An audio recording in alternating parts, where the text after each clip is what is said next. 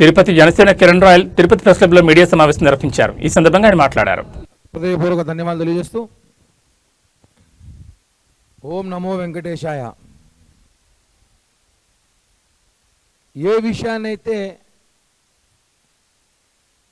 మాట్లాడకూడదని ఎంత ప్రయత్నించినా గత ప్రభుత్వం చేసిన పాపాలు ఇంకా గుర్తు చేస్తూనే ఉన్నాయి. ఈ రాష్ట్ర ప్రజలకి, శ్రీ వెంకటేశ్వర స్వామి భక్తులకి ప్రధానంగా దేవుని తీసుకొచ్చి మాట్లాడకూడదు ప్రయత్నిస్తున్నాము. చాలా వరకు ఇప్పుడు తగ్గించాం, కానీ మాట్లాడే పరిస్థితులు వస్తుంది. మాట్లాడకపోతే రాబోయే తరాల్లో మరిన్ని దొంగలు మొట్ట తయారవుతారనే ఆలోచనతో మాట్లాడాల్సి వస్తుంది. కాబట్టి కూడా ఈరోజు ఈ ప్రెస్ మీట్ పెట్టడానికి కారణం ముఖ్యంగా మనకు తెలిసిన విషయం, ప్రపంచంలోనే మనకు తెలుసు లడ్డు కల్తీ నెయ్యి విషయం, తిరుమల టీటీడీ సంబంధించిన కల్తీ నెయ్యి విషయాన్ని ప్రపంచాన్ని కుదిపేసింది. ఇప్పటికీ 2 సంవత్సరాల దాకా పూర్తవుతుంది దగ్గర ఈ విషయం బయటపడి కూడా. ఇప్పటికి కూడా దొంగలు దొరలా తిరుగుతున్నారు. ఎవరైతే కల్తీ నెయ్యి సూత్రధారులు ఉన్నారో ఆ దొంగలందరూ కూడా తెల్ల చొక్కాయలు వేసుకొని మంచిగా దొరల్లాగా తిరుగుతున్నారంటే నిజంగా చాలా బాధేస్తుంది. ప్రభుత్వంలో ఉన్నామని చెప్పడం కన్నా బాధ అయితే వేస్తుంది. ఎందుకు చెప్తున్నా అంటే తాజాగా సిబిఐ ఎంక్వైరీలు అయిపోయింది, సీఈడీలు అయిపోయినాయి. మేము కల్తీ రసాయనాలతో చేశారు నెయ్యి అని ప్రూవ్ అయిన తర్వాత మరొక్కసారి కూడా దినేష్ కుమార్ గారి ఏకసభ్య కమిటీ కూడా నివేదిక ఇచ్చేసింది, ప్రభుత్వానికి అందజేసింది. ఏమని? అసలు దొంగ కల్తీ నెయ్యి దొంగ ధర్మారెడ్డి హయాంలోనే ఇవంతా కూడా సంతకాలు పెట్టారు. ధర్మారెడ్డి కనుసైగల్లోనే అప్పుడున్న ఈఓ కూడా పనిచేశాడు. అంటే అప్పుడున్న అనిల్ కుమార్ సింఘాల్ గారు కూడా, ఈయనకు ముందు ఆయన ఉన్నాడు కాబట్టి ఆయన కూడా ఏమి చేయలేని పరిస్థితిలో ఉండిపోయాడు ధర్మారెడ్డి బెదిరింపులకి, భయపెట్టడానికి. అలాంటి ఒక భయభ్రాంతులకు గురి చేసే వ్యక్తి ధర్మారెడ్డి. అప్పుడున్న సుబ్బారెడ్డి, ఆయన కూడా ధర్మారెడ్డి కనుసైగల్లో పనిచేసి అనుకోవాల్సిందే. ఇంకా మళ్ళీ వచ్చిన సిడిడి చైర్మన్ కరుణాకర్ రెడ్డి గారు, వీళ్ళందరూ కూడా కల్తీని ప్రోత్సహించారు. వీళ్ళు తెలిసి కూడా చూసి చూడనట్టు పొమ్మని చెప్పి ధర్మారెడ్డి చెప్పాడని చెప్పి కూడా నివేదికలో వచ్చింది. చాలా దారుణం. డబ్బులు కక్కుర్తిపడి శ్రీ వెంకటేశ్వర స్వామి భక్తుల మనోభావాల్ని దెబ్బతీసే విధంగా వీళ్ళు చేశారు.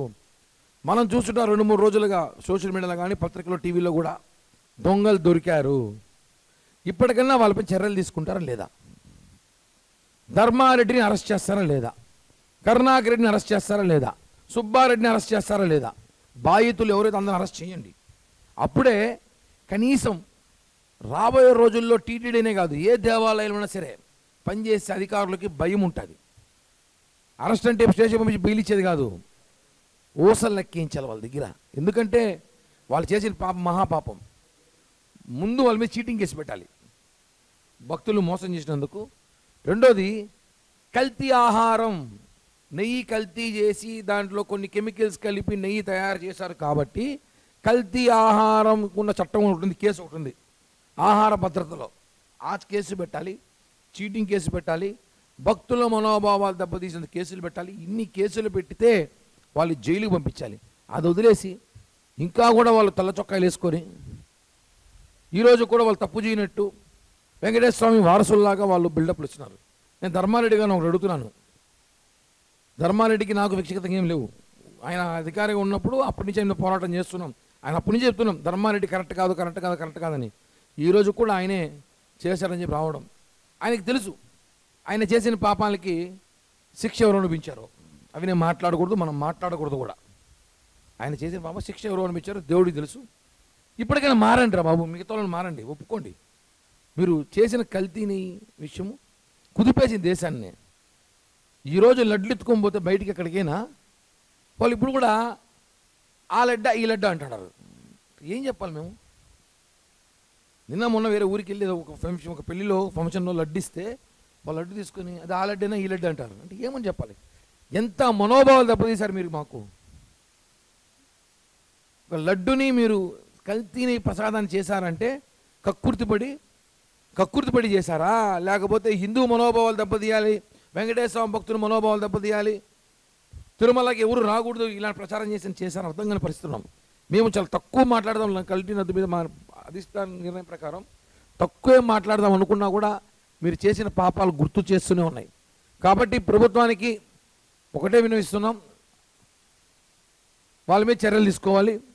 ఇమ్మీడియట్లీగా ధర్మారెడ్డి మీద యాక్షన్ తీసుకుని మిగతా బాధితుల మీద చైర్మన్లు మిగతా సంబంధించిన పాలక మండలి సభ్యులు కూడా ఉన్నారు. దీంట్లో సంబంధించిన పాలక మండలి సభ్యులు ఎవరైతే ఈరోజు పేపర్లో చూసాం, చొగిరెడ్డి భాస్కర్ రెడ్డి గారు ఉన్నారనేసి, కరుణాకర్ రెడ్డి అందరూ కూడా చర్యలు తీసుకోండి. చర్యలు తీసుకుంటేనే నిజమైన ఒక జనసేన పార్టీ నాయకులుగా కాకుండా తిరుపతిలో పుట్టి శ్రీ వెంకటేశ్వర భక్తులుగా నా చేతుల మీదుగా కొన్ని వేలాది లడ్లు పంచిన ఆ పాపం నాకు కూడా వచ్చుంటుంది. కాబట్టి ఒక బాధితుడుగా, ఆ లడ్డు ఇచ్చిన బాధితుడుగా, భక్తుడు బాధితుడుగా నేను కూడా, మేమందరం కూడా ఇక్కడ అందరూ కూడా లడ్డు ప్రీతి కాబట్టి జరిగింది. కాబట్టి మా అందరి కోసం వాళ్ళని జైలుకి పంపిస్తే నిజంగానే కొంచెమన్నా భక్తులు సంతోషపడతారని చెప్పి కూడా తెలియజేస్తున్నాం.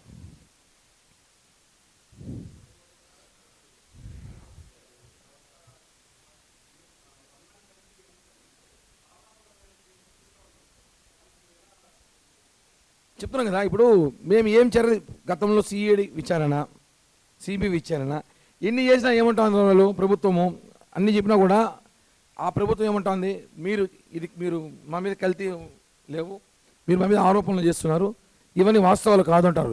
ఎన్ని కమిటీలు వేసినా మళ్ళీ ఇంకో కమిటీ కావాలని వేస్తాం, మళ్ళీ అవసరం ఇంకో కమిటీ కూడా వేస్తాం. ఏ కమిటీ వేసినా దొంగలు దొరికిపోయి ఎందుకు ఆలస్యము?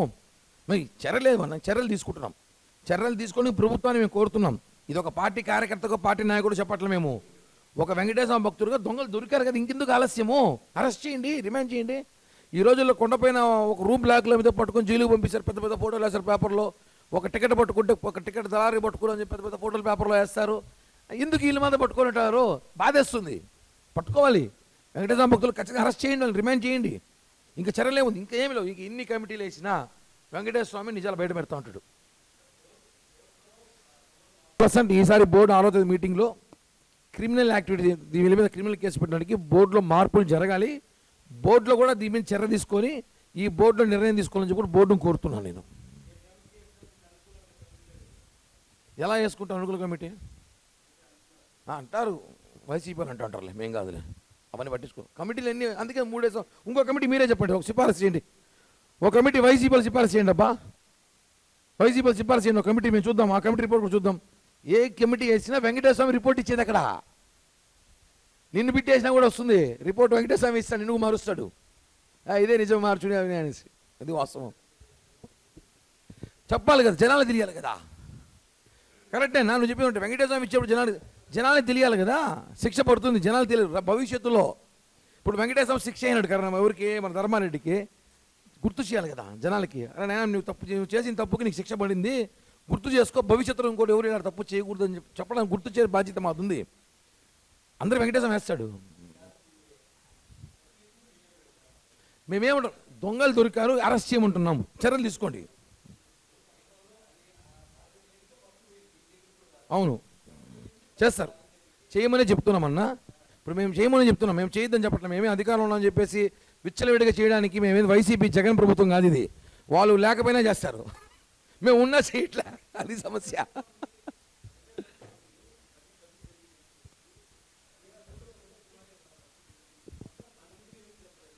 అంతవరకు వాళ్ళే ఉన్నారు. దొంగల దగ్గర తాళాలు ఉన్నాయి, లోపల ఏం చెప్తే మాకేం తెలుస్తుంది? మా ప్రభుత్వం వచ్చే తాళాలు మా చేతికి వచ్చింది కాబట్టి మేము లోపల ఏం చెప్పగలిగాం. అందుకే ఫస్ట్ నేను స్టార్టింగ్ చెప్పా మేము ఎంత తక్కువ మాట్లాడకూడదు అనుకున్నా మాట్లాడాల్సిన అవసరం ఉంది. ఎందుకంటే దొంగలు చూపించాలి కాబట్టి అంటున్నా. దిగజార్చిన అవసరం మాకు, దిగజార్చి చేసేశారు వైసీపీ ప్రభుత్వం. మీ ప్రభుత్వం ఎంత చేయాలని చేసేసింది, దిగజార్చేశారు స్వామిని. ఆ భయం భక్తి లేదు కాబట్టి చెప్తున్నాం మీకు, నువ్వు అడుగుతున్నా కాబట్టి చెప్తున్నా మీ ప్రభుత్వం కాబట్టి అనేసి.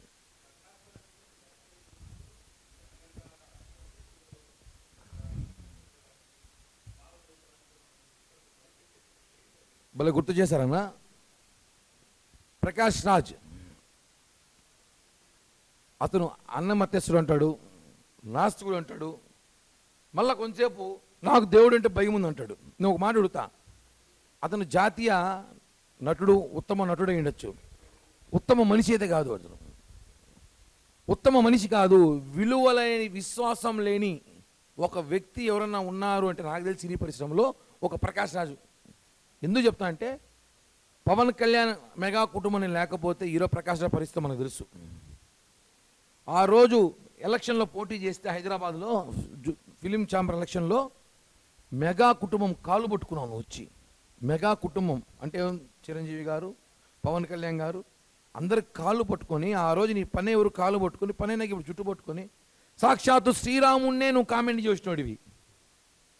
మళ్ళీ ఏం చెప్పావు, నాకు దైవభక్తి ఉన్నావు కదా ప్రకాశం, ఒక మాట్లాడుతున్నా, నీకు నిజంగా దైవభక్తి ఉంటే నువ్వు ఉందంటున్నావు కదా, నటిస్తున్నావు, ఉందని నటించే ప్రకాష్ రాజు చెప్తున్నా.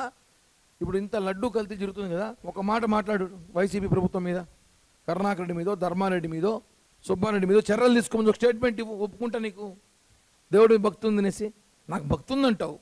రాత్రి ఒక మాట మందు కొట్టే ముందు ఒక మాట మాట్లాడతావు, మందు కొట్టినాక ఒక మాట మాట్లాడతావు, మందు దిగినాక ఒక మాట మాట్లాడతావు, మందులో కూర్చోంటే ఒక మాట మాట్లాడతావు. మందు బాబు నువ్వు అసలు విశ్వాసం లేని మనిషి ఎవరు అంటే ప్రకాష్ రాజు మాత్రమే. నేను వాడు వీడు అనొచ్చు కానీ బాగోదు అనలేను. ఎందుకంటే పవన్ కళ్యాణ్ గారిని మాట్లాడే స్థాయి ప్రకాష్ రాజుకి లేదు. ఏదో మాట్లాడితే చూపిస్తారంటే చాలా ఉన్నాయి నీ మీద మాట్లాడడానికి కూడా. ప్రకాష్ రాజు మాటలు చాలా హాస్యాస్పదంగా ఉంటాయి. వాస్తవంగా విశ్వాసం లేని ఒక సినీ నటుడు ఉన్నాడంటే ప్రకాష్ రాజే. ప్రకాష్ రాజు కూడా రాబోయే రోజుల్లో తగిన గుణపాఠం ఖచ్చితంగా చెప్తాం, సినీ పరిశ్రమకు చెప్పబోతున్నాం మేము. ఎందుకంటే మా కాళ్ళు పట్టుకుని అడుక్కున్నాను ఆ రోజు ఎలక్షన్లో.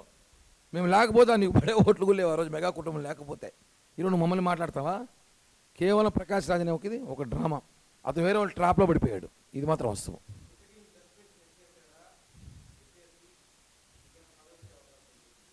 నా పదవి వస్తే ఫస్ట్ ప్రమాణ స్వీకారం నిన్నే పిలుస్తా. సస్పెన్షన్ లేదు అసలు, ఎందుకు ఊరికి అవి డిస్కషన్ అయిపోయింది, అవి లేదు అసలు, అది లేదు అసలు. సస్పెన్షన్ కాదు, పార్టీ కార్యక్రమాలకు కొద్దిగా దూరంగా ఉండమని సస్పెన్షన్. ఇప్పుడు ఒక నిమిషం, అధికారికంగా సస్పెన్షన్ అనేది అయితే చేయలేదు, పార్టీ కార్యక్రమాలకి.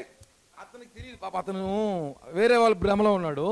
ఫస్ట్ తెలుసుకోవాల్సింది ఏమంటే, నీకు తెలుగు వస్తే నీకు వాట్సాప్లో పంపిస్తా, ఇంగ్లీష్ వస్తే ఇంగ్లీష్లో పంపిస్తా, వేరే భాషలు నీకు ఏమైనా ఆ భాషలో ఏమన్నా ఆ భాషలో పంపిస్తా, నీకు ఏ భాషలో పంపిస్తా. మా మీద సస్పెన్షన్ లేదు. కొద్ది రోజులు పార్టీ కార్యక్రమాలకి అలిగేషన్ వచ్చిన దూరం ఉన్నవారు, అలిగేషన్ అయిపోయిన తర్వాత అధికార ప్రతినిధి కూడా మొన్న వెళ్ళాల్సి వచ్చింది, మీటింగ్కి వెళ్ళాను వినా. పాపం వైసీపీ వాళ్ళకి ఎక్కువ ప్రేమ నేనంటే, ఎందుకు అంత ప్రేమ తెలియదు, నిద్రపోయేట్లేరు.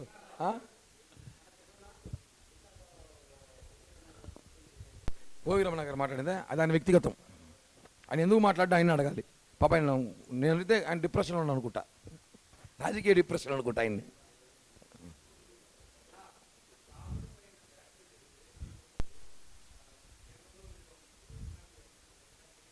ఇందాక నేను ఒక మాట చెప్పా, మన సెల్వమని అడిగితే ఏం చెప్పా, వైసీపీ ప్రభుత్వం కాదు, ఆడు ఏమి లేక అరెస్ట్ చేస్తారు, వీడు అన్నీ ఉన్నప్పుడు చేయడానికి ఆలోచిస్తాం మేము.